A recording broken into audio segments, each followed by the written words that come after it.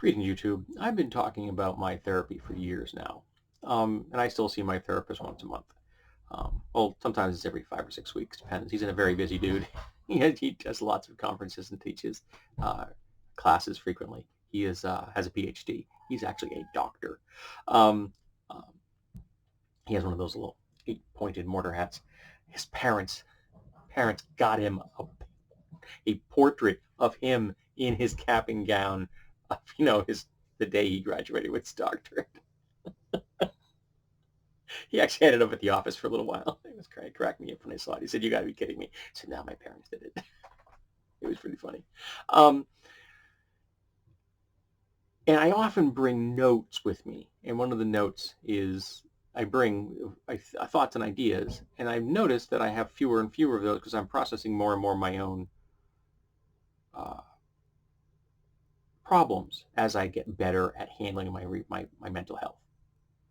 And that's a good thing. That means that what we have been working towards is functioning, it's operating.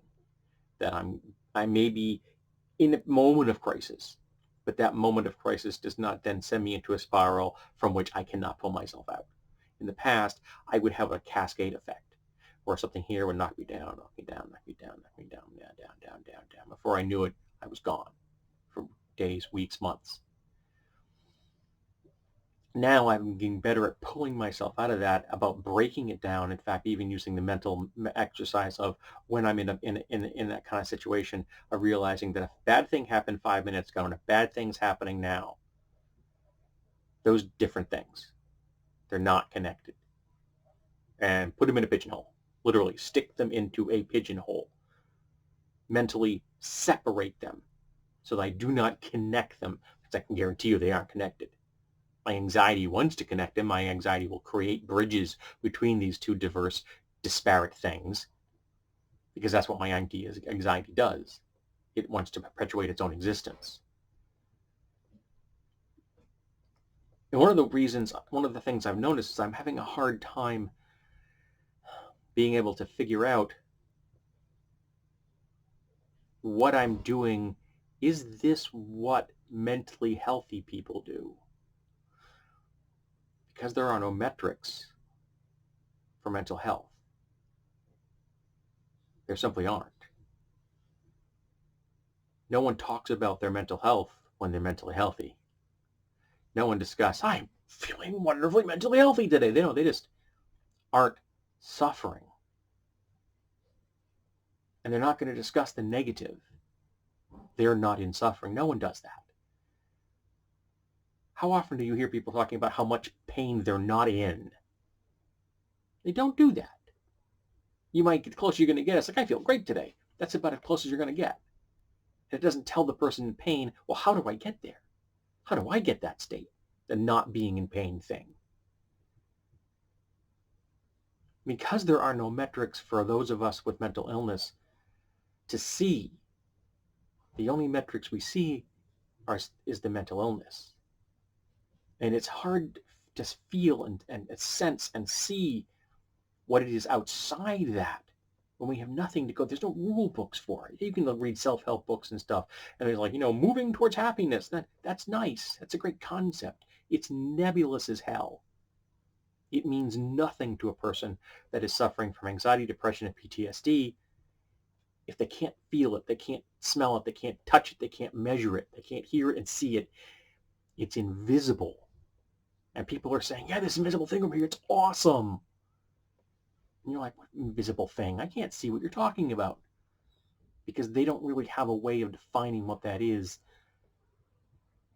because that's just the way they are. Now, I'm not saying that people who are, by and large, mentally healthy are without problems. I'm not saying that in the least. I understand that everybody has suffering, and it's different at different times. They may have an area of suffering over here. They may have another one over there. But the stuff in the middle that you're striving towards may be something that they aren't suffering from. So you can have empathy towards them in their other aspects of their lives. They may have a paranoia. They may have a phobia.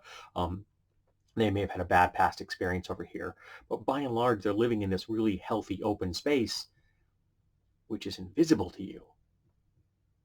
You don't see it. You don't get it. because they're not defining it and measuring it, and you can't get that data from them to help you move towards it. So that's kind of the state I'm in at the moment. I'm still having problems, but the times when I'm not having problems are now bigger than the prime times I'm having problems. And that space is strange to me. It's literally a whole new world. And I wonder, is this how mentally healthy people live? And they can't really tell me because they don't define it like that. And imagine how difficult it is if you're on, say, the autistic spectrum, when every single aspect of your life might be like this. When there's nothing wrong with you. You just don't view the world the same way. And the people who view the world that way, the more common way of viewing the world, not normal, just more common, don't really know how to define it to help them. Because that's just what they do. It's like asking the fish about the water.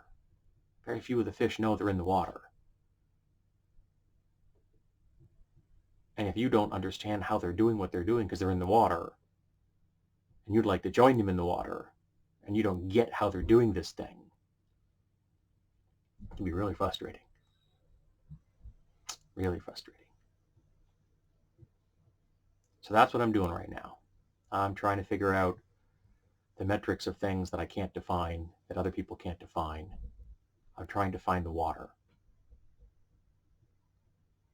I'm not asking to be like everybody else. I'm just asking to not suffer as much and to be able to define that state in a way that helps me increase the amount of time I spend in the state of not suffering until eventually I will be living in a space of minimum suffering. Not no suffering. It's never going to happen. And I don't think you'd want it to. Because some suffering helps us be able to feel empathy, compassion for our fellow human beings. But it'd be really nice if there was some way of defining that space that the mentally healthy people live in. And I don't know how to do it. And I don't think my therapist does either, even with his little 8-pointed mortarboard. So yeah, if anybody out there has a clue, drop me a line. I'd love to know, because I haven't gotten there yet. And if I figure it out, I'll check back. I'll tell you, I'm not going to keep it a secret. So if I can help one other person to live in more of that open space, my life will have had purpose.